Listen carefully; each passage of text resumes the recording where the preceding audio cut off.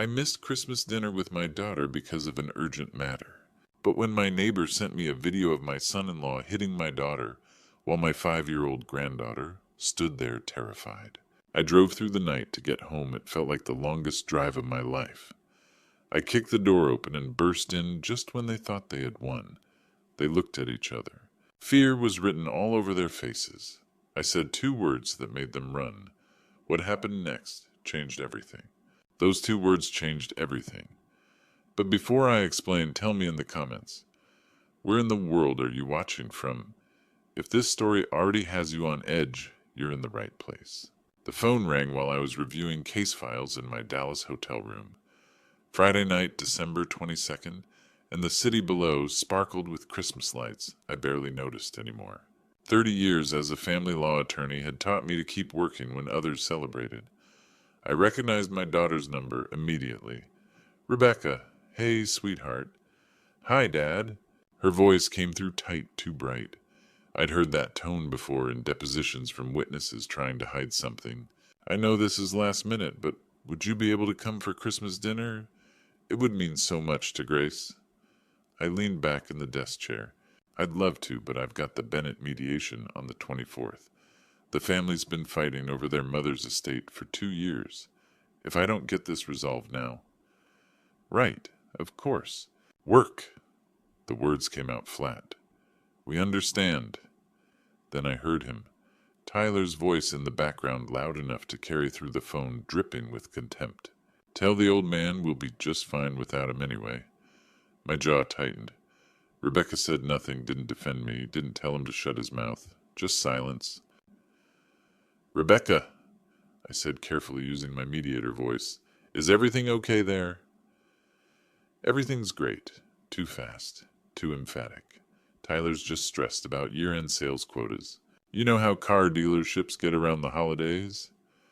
I knew what evasion sounded like. I'd been doing this work long enough to read the silences between words. Tell Grace I'm sorry, I said. I'll make it up to her, I promise. She made you a card, drew dinosaurs with colored pencils. My granddaughter, 5 years old, fierce love for anything prehistoric. Thinking about disappointing her made my chest ache. Merry Christmas, Dad! She hung up before I could respond. I stared at the phone, watching the screen fade to black. Tyler's voice echoed in my head. The old man. Like age was weakness. Like distance meant indifference. My hand moved to my tablet, opening the app connected to the smart thermostats I'd installed at Rebecca's house last September. Except they weren't thermostats. They were security cameras recording everything at 4729 Cedar Lane in Austin. I'd installed them after Grace's birthday party. Rebecca had gone to the kitchen, and I'd found Grace showing me her drawings. Most were typical 5-year-old art princesses' rainbows. But one stopped me cold. A stick figure labeled Daddy in Grace's careful letters. The figure's face was all sharp, angry lines, red marks on the hands. Another figure, Mommy, lying on the ground. That's Daddy, when he's mad, Grace had explained matter of fact. I'd asked Rebecca about it later. She'd laughed it off. Tyler just has a temper sometimes. Grace dramatizes everything. But I knew something else. I knew what denial looked like. And I knew that little girls didn't draw pictures of angry fathers unless they'd seen something that scared them. So I'd installed the cameras. Told Tyler they were energy efficient, would save money on heating bills. He'd barely looked at them. 3 months of footage uploading quietly to my private cloud server. I'd been checking periodically, seeing nothing alarming, until tonight. Sitting in this Dallas hotel room, listening to Tyler's contempt and Rebecca's fear, I felt that sensation in my gut. The one that 30 years in family law had honed to a razor edge. The one that told me when someone was in danger, when silence meant suffering, when normal wasn't normal at all. I opened the camera app on my tablet. The living room feed showed an empty couch. Kitchen feed clear. Everything looked fine. But nothing felt fine. Something was wrong. 30 years as a family law attorney had taught me to trust that instinct. The text came through at 9:43. Unknown number. Texas area code. Mr. Foster, you need to see this. Urgent. Then a video file, large, taking forever to download over the hotel Wi-Fi. A second text. This is Matthew Ross. Your neighbor across from Rebecca. I'm sorry. I didn't know what else to do. Matthew Ross. Retired history teacher. I'd met him twice, maybe 3 times. Helped them move in 5 years ago. Quiet guy. The kind who minded his own business until business demanded otherwise. The video finally loaded. I pressed play. My daughter's dining room. The one I'd helped her paint last spring. Christmas lights blinking in the window. The table set for dinner. And standing near the kitchen doorway, Rebecca in a green dress. Tyler's voice came first slurred and loud. Then I saw him red-faced drunk, waving papers in one hand. Barbara stood by the table wine glass in her other hand, her face twisted, with something that looked like satisfaction. Sign it? Tyler shoved the papers toward Rebecca. Sign it now. Rebecca shook her head, backing toward the wall. Tyler, please. Not in front of... His hand came up fast. Open palm. Connected with her face hard enough that her head snapped sideways. I stopped breathing. Barbara's voice sharp and cruel.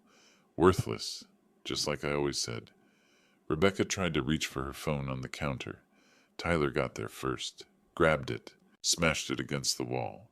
Plastic and glass exploding. You'll sign those papers, he said, or you'll never see Grace again. Then Barbara threw her wine. Red liquid splashing across Rebecca's face. Her green dress dripping onto the hardwood floor I'd helped them refinish. And in the corner of the frame, barely visible, Grace. 5 years old. Crying. Hands pressed against the wall like she was trying to disappear into it. The video ended. I sat there, hands shaking, jaw locked so tight my teeth hurt. I played it again. This time I saw the papers Tyler had been waving. Transfer documents. I could make out the letterhead even through the phone's grainy footage. Deed transfer forms. He'd been trying to force Rebecca to sign over the house. The $425,000 house that I'd purchased with her name on the title, not his. The house that represented her security, her independence, the one thing Tyler couldn't touch. Until tonight. 3rd time through, I made notes. Timestamps, actions, evidence. 30 years as a family law attorney meant I knew exactly what I was looking at. Assault. Attempted coercion. Witness tampering destroying that phone meant destroying Rebecca's ability to call for help. And Grace traumatized watching her father assault her mother. My phone rang. Matthew Ross. Mr. Foster? I'm so sorry. I heard shouting. Looked out my window. I almost called the police, but I thought you should know first. You did the right thing. My voice came out steady. Controlled. Nothing like the rage burning through my chest. Send me the original file. Email. Right now. Of course. Are you gonna... I'll handle this. I hung up. Opened my email. Waited for Matthew's message to arrive. Downloaded the original video file to my laptop, my tablet, uploaded it to 3 separate cloud servers, backed it up on 2 thumb drives. Then I called up my own camera footage. September 15th, October 3rd, October 28th, November 19th. 4 months of Tyler shoving, grabbing, intimidating. 4 months of Barbara's cruelty. 4 months I should have acted on sooner. I grabbed my keys, my laptop bag, my phone charger. The Bennett estate mediation could wait. Those families had been fighting for 2 years. They could fight for 2 more days. Right now, my daughter needed me. My granddaughter needed me. I walked out into the December rain, not bothering with a coat. The 195-mile drive to Austin had just become the most important journey of my life. Interstate 35 stretched empty ahead of me. Past 11 on a Friday night before Christmas, most folks were home with family. I pushed the rental sedan to 80 windshield wipers beating against the December rain. 3 hours from Dallas to Austin, 3 hours to prepare. I opened my laptop on the passenger seat, angling the screen so I could see it and the road. Pulled up my cloud storage. 3 months of camera footage from Rebecca's house, organized by date. September 15th, kitchen. Tyler shoving Rebecca into the refrigerator over grocery bills. She'd caught herself on the counter, said nothing, just stood there taking it, while he screamed about wasting his money. His money, in a house he'd never paid for. October 3rd, living room. Barbara on the couch, wine in hand, monologuing at Rebecca for 20 minutes about bad parenting, while my daughter stood silent, absorbing the abuse like she deserved it. Grace had been at school. Thank God for small mercies. October 28th, dining room. Tyler throwing a plate. Ceramic exploding against the wall, 3 inches from Rebecca's head.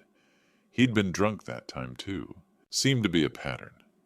November 19th. Barbara dumping Rebecca's dinner straight into the trash. Inedible garbage, just like you. My daughter had cooked Thanksgiving dinner 2 days early, practicing, trying to be perfect. It hadn't mattered.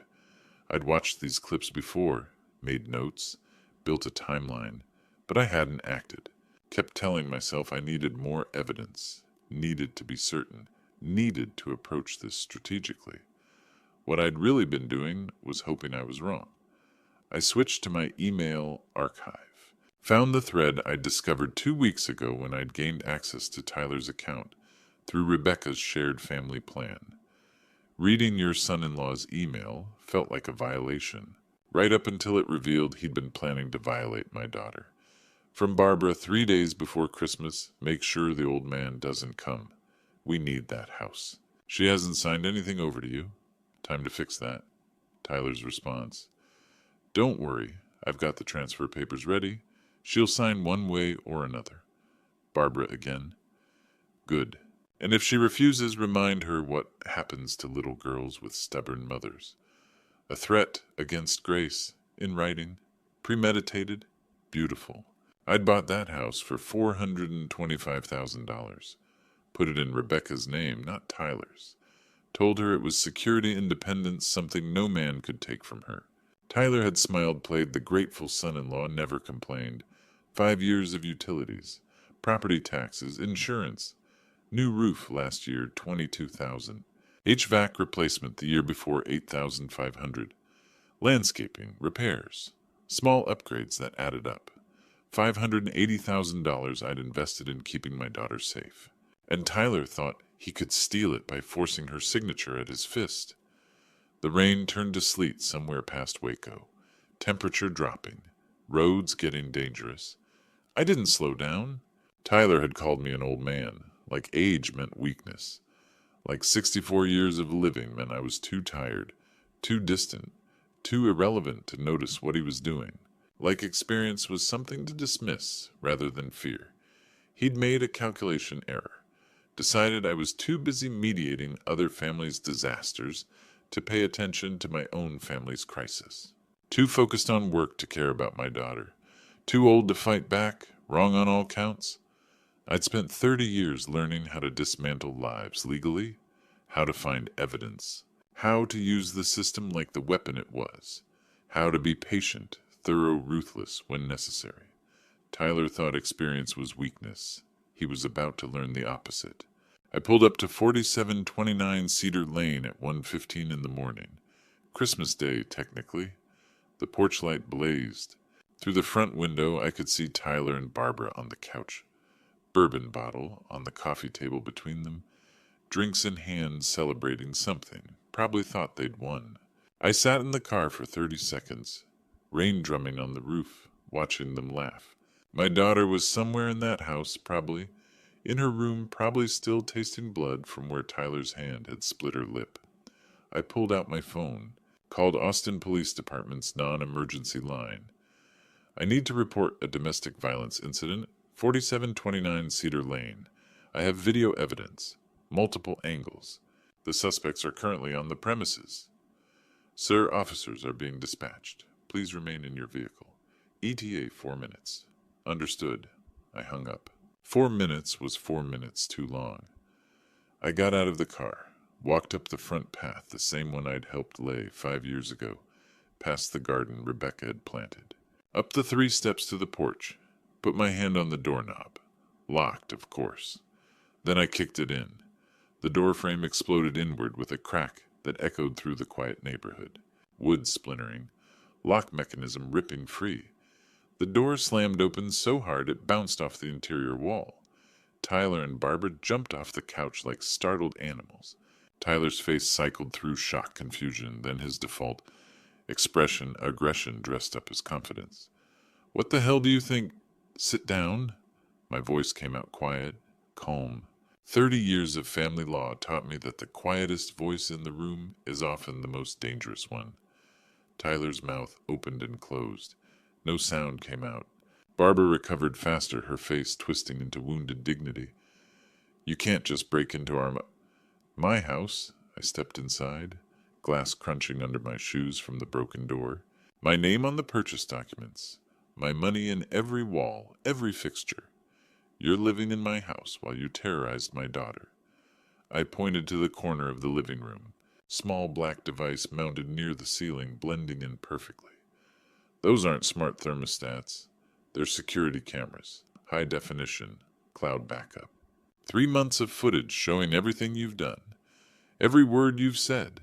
Every time you raised your hand to her." The color drained from Tyler's face like water circling a drain. "What cameras?" But his voice cracked. Somewhere in his bourbon-soaked brain he was remembering the gift I'd installed in September, the devices he'd never questioned. I walked to the dining room table, picked up the papers still lying there, the ones Tyler had been waving in Matthew Ross's video. Transfer documents. Rebecca's signature line, blank. Planning to force her to sign over a $425,000 house? I held them up. That's fraud, coercion, attempted theft. I pointed to the smashed phone on the floor near the kitchen. Screen shattered, case cracked. And destroying her phone so she couldn't call 911, that's witness tampering. Evidence destruction. Sirens wailed in the distance. Getting closer, Barbara grabbed her purse like it was a lifeline. "Tyler, we need to run." I smiled, without warmth.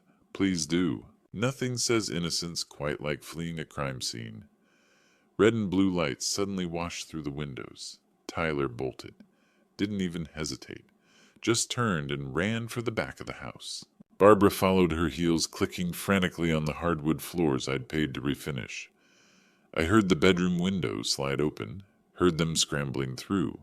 Officers Davis and Miller came through the front door I'd conveniently opened for them, hands on their weapons. "Police hands where we can see them." I raised mine, slowly, calmly.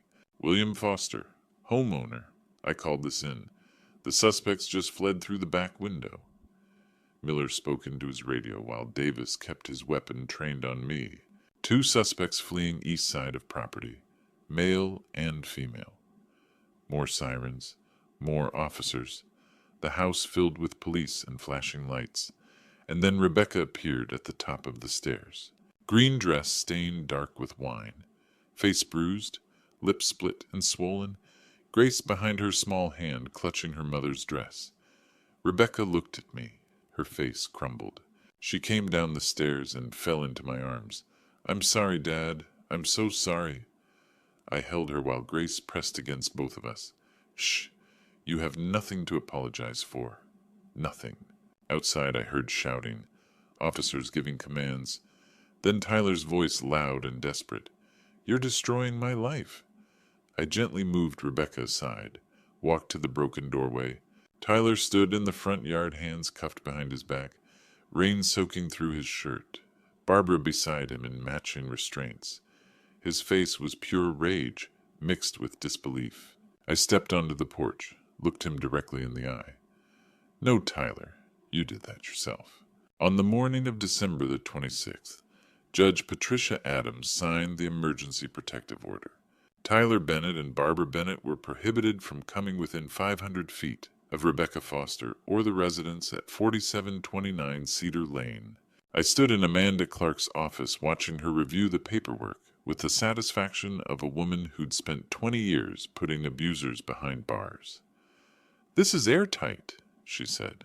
"Between the neighbor's video, your camera footage, and the physical evidence, they don't have a defense. Good.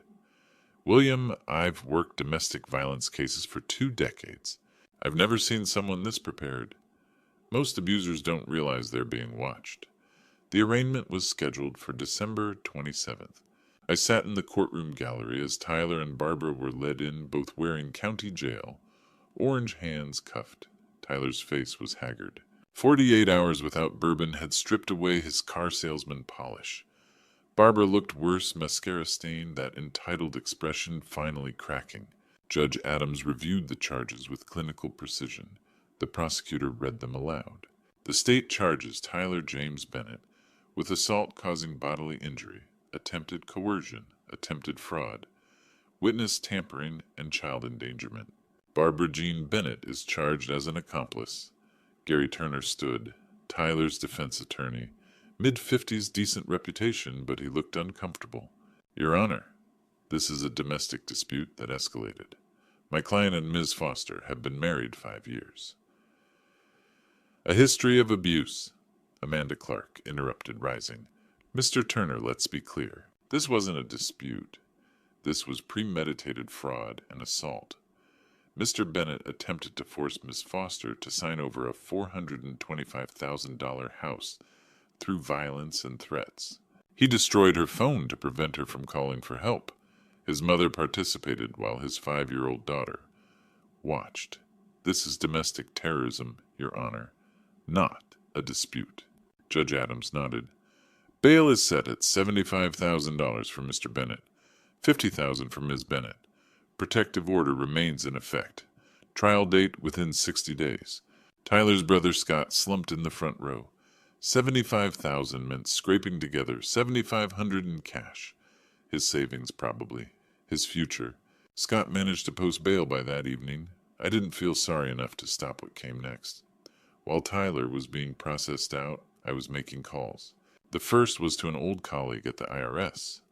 I'd sent him documentation 2 weeks ago, Tyler's sales records, that didn't match his tax returns. $91,000 in unreported income over 2 years. We're opening a formal investigation, he told me. This looks like deliberate fraud, penalties, and possible criminal charges. The second call came from Tyler's dealership manager, Rodriguez. I heard about the arrest. Is Rebecca okay? She will be. I'm terminating Tyler effective immediately. Zero tolerance policy for pending criminal charges. Can't have that associated with our dealership. By December 28th, Tyler had lost his job, his bail money, and his future. His dealership license would be revoked once the IRS investigation concluded. No dealership would hire him with a felony record. On December 29th, I sat across from Tyler and Gary Turner in a courthouse conference room for a pretrial hearing. Tyler glared at me from across the table. 2 days out of jail hadn't improved his disposition. If anything, reality was setting in. No job, no income, criminal charges, federal investigation, his life circling the drain. You're destroying my life, he said, voice low and venomous. I leaned forward slightly, met his eyes without blinking.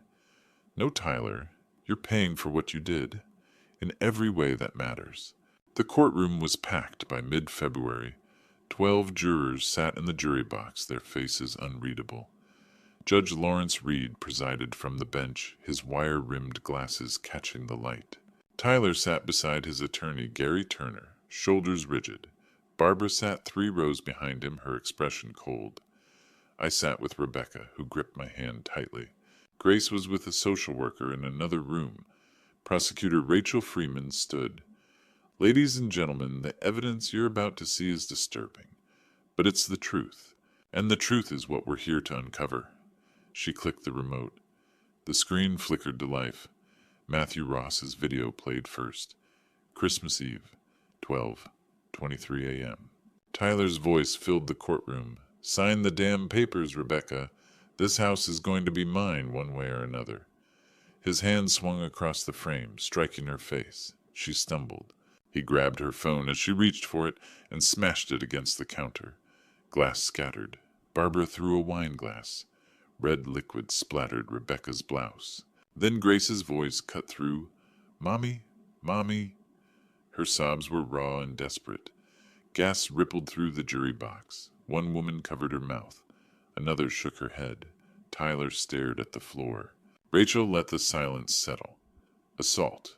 coercion, witness tampering, child endangerment, 2 minutes and 47 seconds. She played the next clips. Security footage from September through November. Tyler shoving Rebecca against the wall on September 15th. Yelling while Grace hid behind the couch on October 3rd. Throwing a plate on October 28th. Twisting Rebecca's wrist on November 19th, while Barbara laughed. The jurors' faces darkened. One man clenched his fists. A woman wiped her eyes. Rachel displayed an email thread. Subject line, the plan. She read aloud, "Make sure the old man doesn't show up. Transfer papers are ready.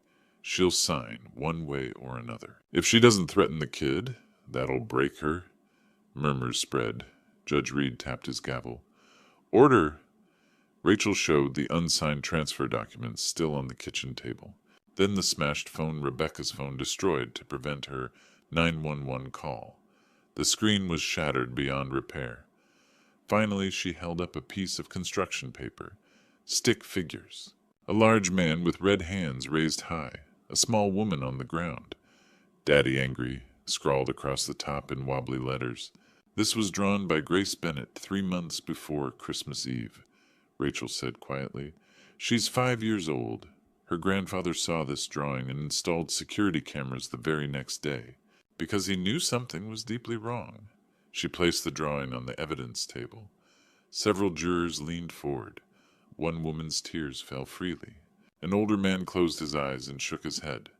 Tyler's attorney rose to object. Judge Reed waved him down. "Sit down, Mr. Turner." Rachel Freeman rested her case.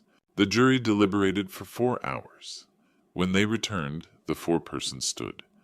Judge Reed asked, "Has the jury reached a verdict?" "We have, Your Honor." "On the charge of assault, how do you find the defendant?" "Guilty." "Attempted coercion?" "Guilty." "Fraud?" "Guilty." "Witness tampering?" "Guilty." "Child endangerment?" "Guilty." Each word landed like a hammer. Tyler's shoulders sagged. His face went blank. Barbara sat frozen, her lips pressed into a thin line. Judge Reed turned to Tyler. "Mr. Bennett, you are sentenced to 18 months of supervised probation and 3 years of suspended incarceration. You are permanently banned from contacting Rebecca Foster or Grace Bennett. You will repay the Internal Revenue Service $91,000 in full." Tyler nodded weakly. "Miss Barbara Bennett, you are sentenced to 12 months of supervised probation and 2 years of suspended incarceration. The same contact ban applies." Barbara stared straight ahead. The bailiff stepped forward and led Tyler from the courtroom. His shoulders slumped. His face was hollow.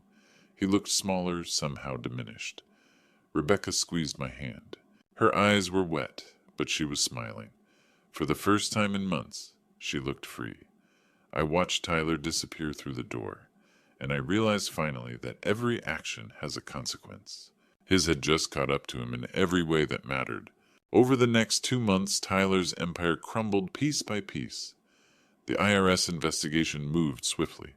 The $91,000 in unreported income was only the beginning. Penalties and interest pushed the total to over $120,000. Tyler's dealership revoked his sales license within a week of the verdict. No car lot in Texas would touch him after that. He found work at a warehouse on the outskirts of Austin. $14 an hour. 50 hours a week if he was lucky. After probation fees, IRS garnishments, and court-ordered child support, he cleared about $800 a month. Barely enough for rent in a crumbling one-bedroom apartment off East Riverside Drive. Scott Hayes Tyler's older brother stopped answering his calls by March. The $75,000 Scott had scraped together for bail gone. Tyler had promised to pay him back. He never did. Scott moved on. Barbara fled to Arizona in early March. She told no one she was leaving. I found out through Amanda Clark, who received a forwarding address for legal correspondence. Barbara moved in with her first ex-husband in Tucson. She never contacted Tyler again, not once. The divorce was finalized in April. Rebecca was granted full custody of Grace. Tyler was allowed supervised visitation every 2 weeks. 30 minutes at a community center under the watch of a court-appointed monitor. He showed up twice. The first time Grace cried and clung to Rebecca. The second time Grace refused to speak to him. Tyler stopped coming after that. He told the monitor he couldn't afford the gas. I kept tabs on him through Amanda. Not out of vindictiveness, but because I needed to know Rebecca and Grace were safe, and because I wanted to see if Tyler would learn anything from what he'd lost. He didn't. One evening in late April, I drove past his apartment complex. I didn't plan to. I was meeting Rebecca and Grace for dinner at a restaurant nearby, and the route took me down East Riverside. I saw Tyler standing on the balcony of a second-floor unit, staring at something in his hands. A photograph, maybe, or a phone screen showing an old picture. He looked thinner, older, defeated. I didn't stop. There was nothing left to say. Rebecca and Grace had moved back into the house on Cedar Lane by then. Rebecca's name was on the deed. It had always been on the deed. Grace had started kindergarten at a new school. She was drawing again bright, colorful pictures this time. One of them hung on Rebecca's refrigerator, a stick figure family. A grandpa, a mommy, and a little girl holding hands under a smiling sun. At the bottom in careful letters Grace had written, "Grandpa saved us." Tyler had called me an old man as if age meant weakness, as if experience meant nothing.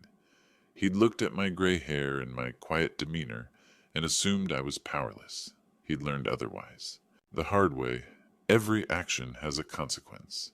Tyler had spent years building a life on lies, intimidation, and cruelty, and when the foundation cracked, the whole structure came down. Not all at once, piece by piece, methodically, inevitably. He'd called me an old man. He'd been wrong about what that meant, and he'd paid for it in every way that mattered. May arrived in Texas with bluebonnets blooming wild across the roadsides.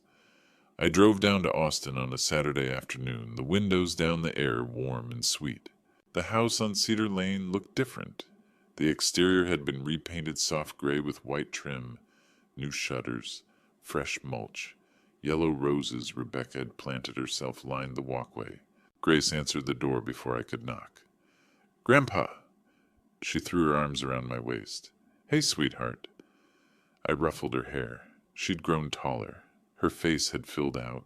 The dark circles were gone. Rebecca appeared in the hallway smiling. A real smile. "You're early," she said. "Traffic was light." Inside the house had transformed.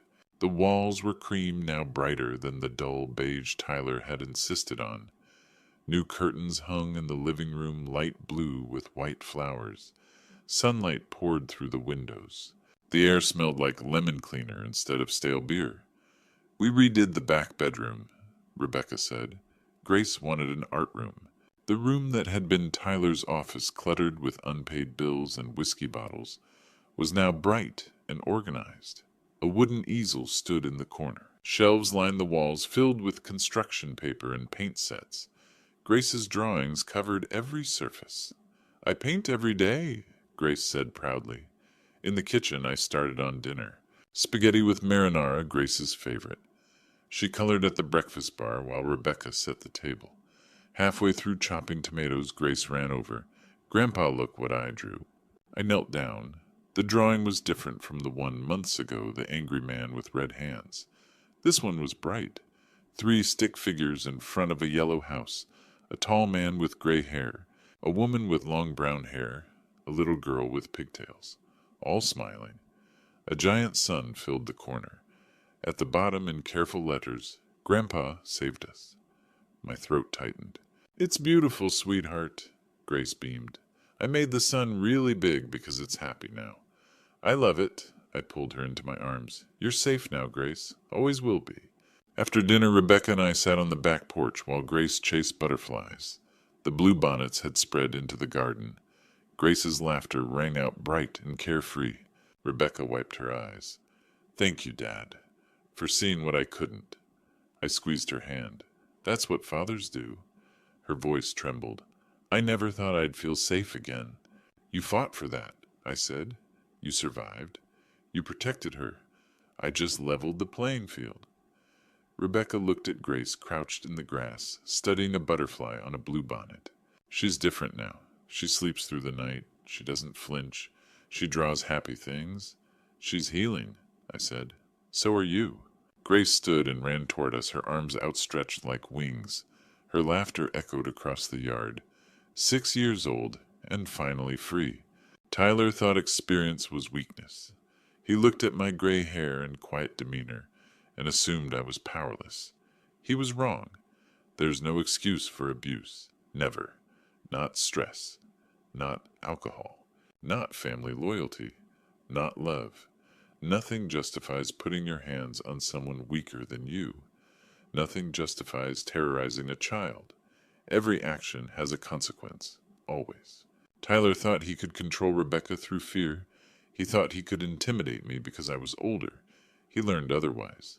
Not through violence, through the law, through evidence, through patience and strategy. Age isn't weakness. It's a strategic advantage. 30 years as a family law attorney taught me how systems work, how to document, how to wait for the right moment, how to build a case so airtight that no amount of charm or excuses could dismantle it. Evidence and preparation win every battle. Security cameras, financial records, witness testimony. These tools are available to anyone willing to use them, and when used correctly, they're unstoppable. Fathers protect their children, no matter the distance, no matter the cost. Grace's drawings told the story, from Daddy Angry, a stick figure with red hands hovering over a fallen woman, to Grandpa Saved Us, 3 smiling figures under a bright yellow sun. That transformation is everything, from silence to voice, from fear to freedom, from victim to survivor. Rebecca didn't just escape. She reclaimed her life, her home, her daughter's future. And Grace, she's 6 years old now. She sleeps through the night. She doesn't flinch at raised voices. She draws happy things. The justice system works when you have evidence. Abusers rely on silence. They count on shame. They bank on isolation. Break it. Document everything. Reach out. Act. It's never too late. Looking back at my story, I realize I waited too long. I saw the signs months before I acted Grace's drawings, Rebecca's evasive answers, Tyler's contempt. Don't be like me. Don't wait for the crisis. If you see someone you love being hurt, act immediately. Document everything. Reach out. Use every legal tool available. God gives us instincts for a reason. Trust them. This is a true story, and it taught me that silence protects abusers. For 30 years as a family law attorney, I thought I understood domestic violence. But when it entered my own family, I learned the hardest lesson. Love alone doesn't save people. Action does. God doesn't ask us to be passive. He asks us to be righteous, to stand up, to protect the innocent. These grandpa stories aren't just about me. They're about every father, grandfather, parent who refused to look away. This true story is my testimony that the justice system works when you fight for it. God blessed me with knowledge of the law. I used it to save my daughter and granddaughter. You have gifts too. Use them. Rebecca is thriving now. Grace draws bright, happy pictures. And I sleep knowing I didn't stand by while evil happened under my nose. God sees everything. He saw Tyler's cruelty. He saw my preparation, and he saw justice delivered. Don't wait like I did. Every day matters. Every voice counts. If this true story moved, you share it with someone who needs hope. Leave a comment below, telling me your thoughts. Have you faced something similar? Subscribe to this channel for more grandpa stories about courage, justice, and faith. Your support helps these stories reach people who desperately need to hear them, because sometimes the most powerful thing we can do is refuse to stay silent.